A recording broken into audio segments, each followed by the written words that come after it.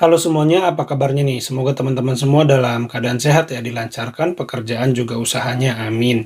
Ya, pada video kali ini saya mau mengajak teman-teman menyaksikan argumentasi cerdas dari seorang pemuda gitu ya, yang menunjukkan, yang mendeskripsikan dengan sangat baik betapa buruknya politik dinasti itu gitu ya. Jadi banyak rakyat, bahkan presiden sendiri terlalu menyederhanakan, mensimplifikasikan apa itu politik dinasti gitu ya. Kan yang nyoblos bukan elit tapi rakyat kata Pak Jokowi. Padahal ketika kita mau nyoblos namanya politik dinasti itu yang kental dengan nepotismenya, kita sudah disodorkan pilihan-pilihan yang sudah dikondisikan. Artinya tidak lagi orang yang berkarir dari bawah yang maju, tidak lagi orang yang bekerja keras dengan segala upaya ketika dia menjabat suatu jabatan menteri misalnya gitu ya.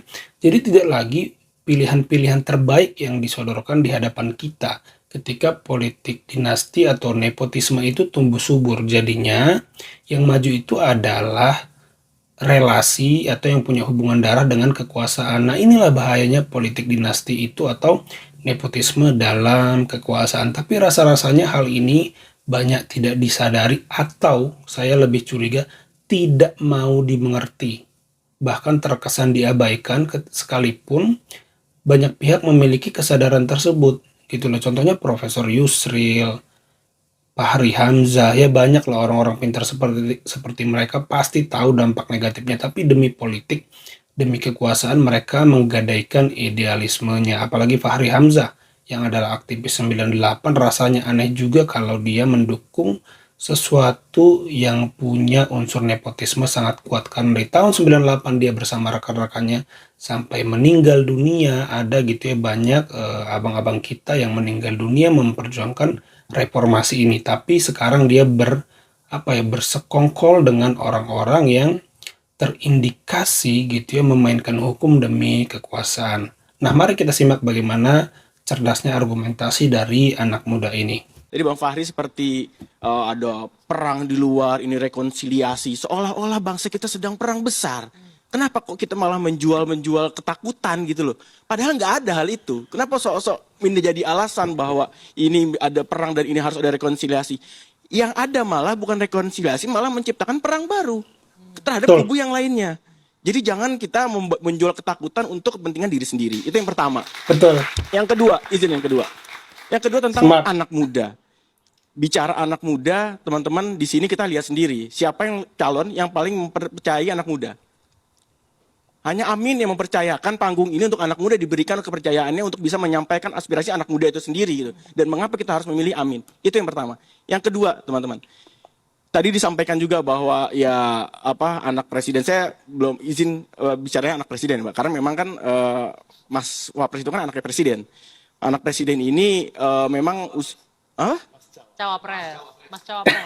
iya, Mas Cawapres. anaknya presiden. Boleh dong? Bener nggak? Mas Benar. anaknya presiden boleh dong? Bener nggak? Iya, karena Bener itu kan? apa? Iya Iya, bener. iya, iya. Mas anaknya presiden. Nah, Baiknya Bang. Mas anaknya presiden ini dinilai katanya mewakili generasinya, mewakili anak muda. Kita itu muda bukan suatu hal yang bisa dijual-jual seperti itu. Kita juga harus punya kompetensi. Kalau sekedar muda, giring Betul. biji aja jadi wakil presiden di situ. Dia juga muda toh. Tunggu. Maksudnya ini Gibran tidak punya kompetensi menurut Anda? Secara pengalaman 2 tahun jadi wali kota, Mbak. Apakah itu cukup? Apakah itu bisa dijual untuk bisa memimpin jutaan rakyat Indonesia? Dan yang ketiga, saya mau sampaikan lagi. Kita tidak boleh melanjutkan budaya nepotisme di bangsa ini. Dulu 98 senior-senior kita, teman-teman mahasiswa semua di sini, Tunggu, budaya nepotismenya di mana? Ini kan dipilih oleh rakyat. Pemilihan nanti akan dipilih oleh masyarakat loh, bukan ditunjuk. yang menyodorkan pilihan siapa? Yes, smart. Jadi 98 Sorry saya potong. Ini bagian paling menarik. Yang menyodorkan pilihan siapa? Seisi ruangan hening, diam, membisu. Gak ada yang bisa menjawab.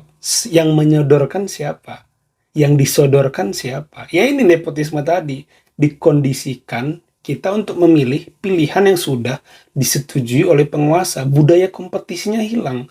Budaya berkarirnya hilang.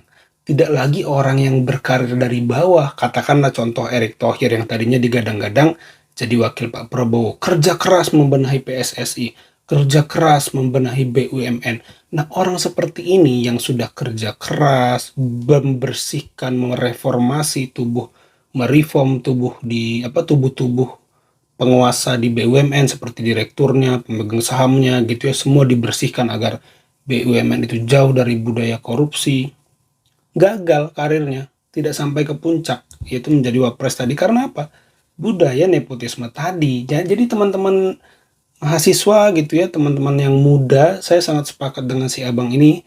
Tolong dipahami hal ini, jangan mau kemakan slogan anak muda gitu ya, karena cara-cara nepotisme itu bukan cara-cara anak muda, karena anak muda itu konon anti dengan yang namanya orang dalam gitu ya. Senior-senior kita berdarah-darah menggulung nepotisme di Republik ini. Tapi hari ini kita tunjukkan lagi hal itu diulang kembali. Apakah kita tinggal diam, teman-teman? Enggak boleh.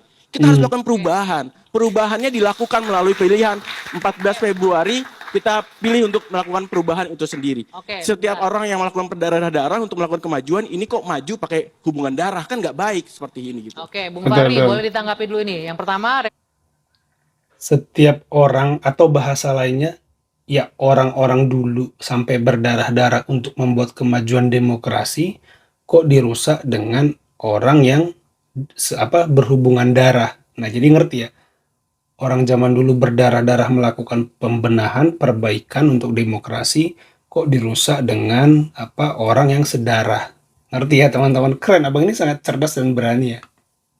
rekonsiliasi jangan menjual ketakutan. Yang kedua, Tahun terkait dengan anak 2018 kami bertemu dengan Pak Jokowi, menyampaikan gagasan baru tentang politik itu sebelum kami membuat Partai Gelora. Kalau pada waktu itu pemimpin terlalu banyak berdebat dan bersengketa, tentu kita tidak akan cepat menyelamatkan nyawa manusia yang begitu banyak. Nah, karena itulah kita memerlukan kembali rekonsiliasi, menyatukan bangsa kita karena kita ingin tegak berhadapan dengan masalah yang ada di Oke. depan. Nah, Ada satu pernyataan dari Bang Fahri 2019 yang mengatakan bahwa kalau saya boleh kasih masukan ke Gibran, jangan ambil bagian Yeah. dalam kekuasaan meskipun itu pilihan rakyat. Itu membebani reputasi babenya. Jangan mau diolok-olok oleh penjilat yang akhirnya merusak susu sebelangga. Mendingan susu dibikin martabak saja. Eman, 8 Pernyataannya- Oktober 2019. Bisa Oke, dilihat di penelitian tweetnya Bung Bang Fahri. Fahri. Ya, Saya status kasih Twitter ya. kesempatan Ini sedikit. bertolak belakang dengan pernyataannya hari ini. Oke. Jadi Mati itu kutu 4 nggak tahun tuh? yang lalu, makanya saya mengutip pepatah, bahkan telur pun suatu hari bisa berjalan. Oke. Ya, itu jadi yang dibacakan terakhir oleh si abang ini itu adalah tweetnya Fahri Hamzah beberapa tahun yang lalu ketika menolak, menyarankan Gibran gak usah maju dulu nih jadi wali kota Solo karena nanti dinasti. Itu berbarengan dengan Fadlizon menolak. Tapi mereka berdua sekarang malah mendukung Prabowo. Jadi abang ini sangat keren. Jadi si Fahri Hamzah pun mati kutu tidak berkutik. Nah, ada lagi yang bilang, wah kok dilarang sih anak muda memimpin? Siapa yang melarang? Gibran itu sudah jadi pemimpin di Solo. Siapa yang melarang? Gitu loh.